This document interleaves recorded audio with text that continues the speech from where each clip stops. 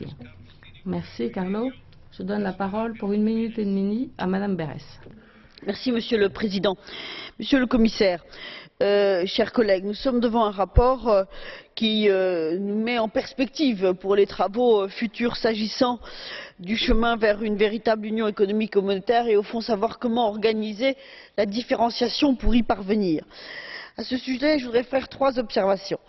La première, c'est que dès le mois de décembre 2011, nous indiquions que s'agissant de nos propres structures, elles devraient évoluer pour s'adapter à l'évolution des conditions de gouvernance, notamment de la zone euro.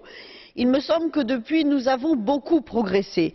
Et ceux qui prétendent défendre la méthode communautaire sans en tenir compte dans l'organisation de nos travaux font fausse route, car en n'adaptant pas nos structures d'organisation de travail autour de l'évolution des pouvoirs et des devoirs au sein de la zone euro, nous nous mettons hors circuit.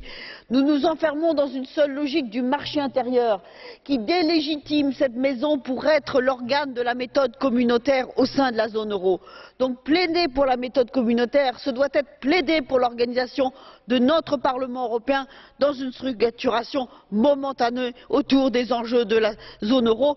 Nous avions un accord avec M. Andrew Duff, y compris sur cette approche. Je ne comprends pas le sens de son amendement. Sur la question du pacte Euro Plus, très franchement, ce pacte n'est ni démocratique, ni ne correspond à la vision que nous avons de l'avenir de la politique économique de l'Union. Alors le simple fait de l'intégrer dans les traités n'en fera pas un élément démocratique ni pertinent pour la politique économique que nous voulons mener. Alors franchement, je ne comprends pas pourquoi nous demandons cette intégration dans les traités. Et puis troisièmement, il n'y aura pas de différenciation raisonnable, efficace, il n'y aura pas d'union économique et monétaire véritable si nous ne construisons pas ce 5e pilier en faveur de l'Europe sociale pour lequel notre Parlement européen s'est prononcé à une forte majorité. Merci, Monsieur le Président. Merci beaucoup, Pervenche. Nous écoutons maintenant Madame Busic, 2 minutes. Merci beaucoup, Monsieur le Président.